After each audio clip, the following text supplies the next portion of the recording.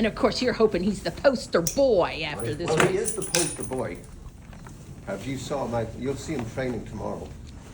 And he is one good looking dude. I call him Fabio. All the girls on the racetrack, they love this guy. I'm jealous. I started him, you know, he's a big colt, and he's built like a route horse. So I ran him at Ellis first time out, going 2 turns, and he ran extremely well. He was on the lead that day, and kind of surprised me the fact that he kept going. He's actually always surprised me in all his races. He's a good workhorse without being a great workhorse. So every time he runs, he seems to step up and impress me more and more, to the point where I've got great faith that regardless how he's training during the week, he always seems to show up on game day. So he ran at Ellis. He was highly regarded. I think he got a TDN Rising Star out of that. The racing world was a lot more impressed by him than I was. I thought he might have just met a soft field or whatever. So I ran him back at Keeneland, allowance race, 2-turn turf race. And he rated that day and was even more impressive. So then I was speaking with Michael Banahan, and he said at some point we're going to have to try him on the dirt. You know, you've got a routing 2-turning 3-year-old. You know, everybody's thinking Derby, ourselves included. So we're trying to find a spot for him. I had first resort. I ran him at Churchill in the Kentucky Jockey Club. So the Remsen came up. And with 2 route victories, I wasn't concerned about the 1.125 distance. I was just more concerned with the dirt. And it's not easy going to Aqueduct anymore because nobody stables there. You stable at Belmont and you ship in, van in, and he's got Tappet on the dam side, and that come out every now and again. He took it all in stride. He saddled very well. He was very well behaved in the post parade. He ran a huge race.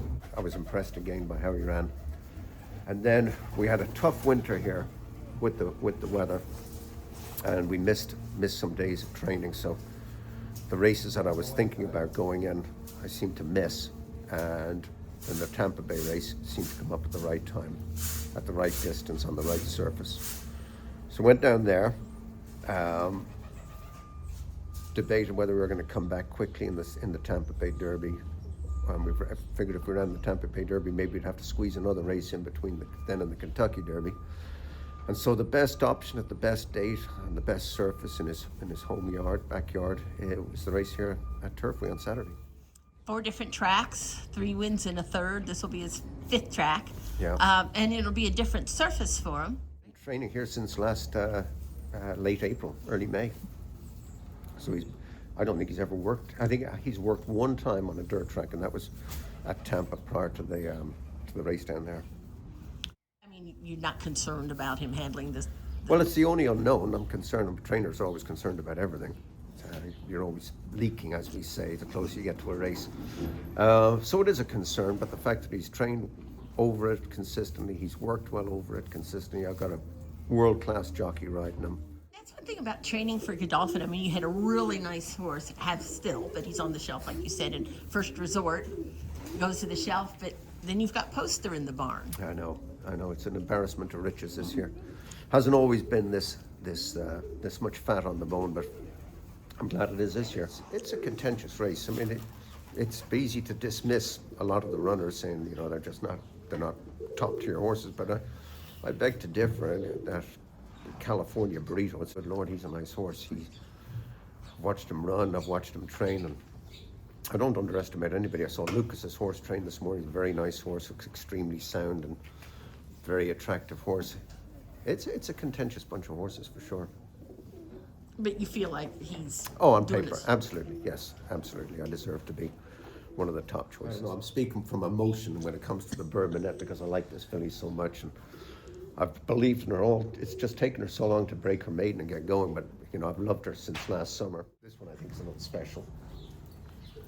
And she's got plenty of ability, and I think she might be as talented as any of the colts. She's been very unlucky in her career until her last start. We put blinkers on her. She lay a little closer to the pace. And hope she should run a similar race on Saturday. Never run on the dirt before. It's always been turf or synthetic. So maybe she isn't a Kentucky Oaks filly, but I think at the end of the day she's a Group filly, hopefully Group 1 filly. He's won 2 allowance races. I put him in for the tag the first time, so he was still eligible to win at the game. And he did. And I think he's the favorite for the Rushaway. He's a cool dude. You can't get him tired. He is high energy. And he'll gallop 2 miles a day every day, and if I don't, he'll try and kill himself or kill somebody along the way. He's the kind of 3-year-old, if they stay sound, you can make a lot of money. In a sense, you think you're sitting on a really, really big day. I'm sitting on a good day, yeah. I don't want to be overconfident. I wouldn't trade with anybody right now.